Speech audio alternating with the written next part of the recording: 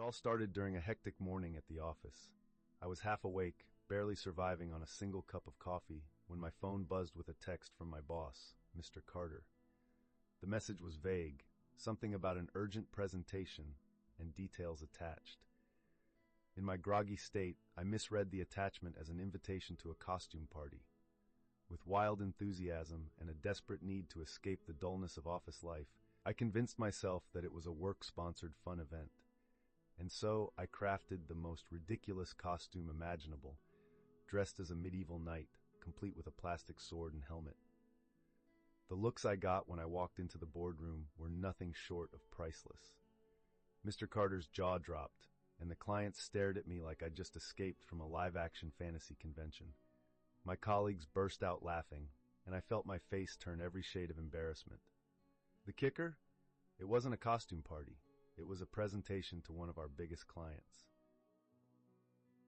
The aftermath of my disastrous nightly entrance spread like wildfire through the office. By lunch, people were nodding and grinning at me in the hallway. But Mr. Carter, instead of scolding me, seemed more entertained than angry. "Next time, just read the memo properly," he chuckled, patting my shoulder before walking away. I figured the whole mess was over, until the next day when I received another text from Mr. Carter.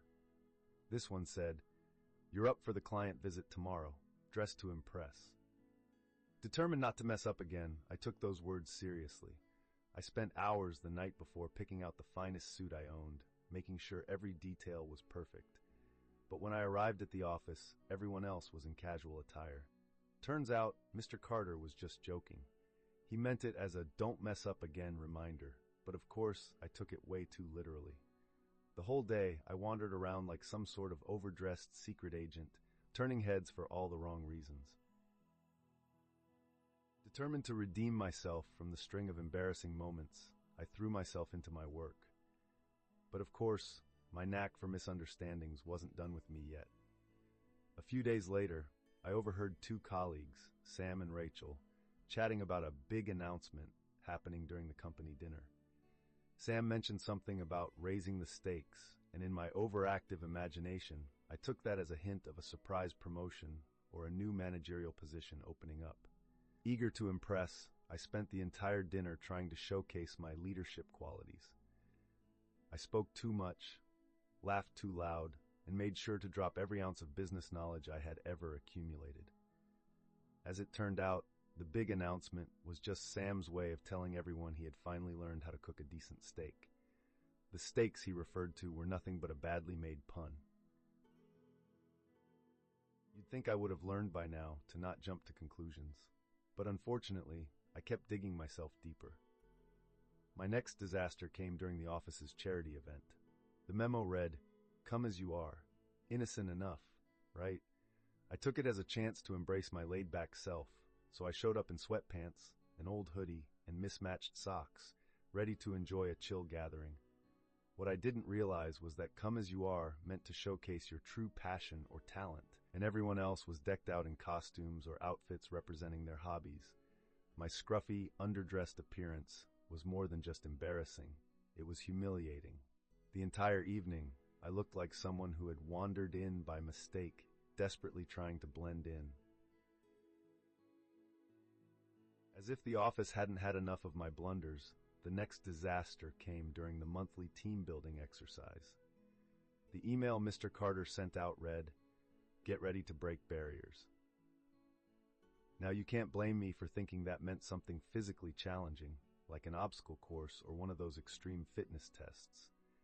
So I spent the entire week training at the gym, running miles, lifting weights, and even practicing some weird parkour moves to prepare.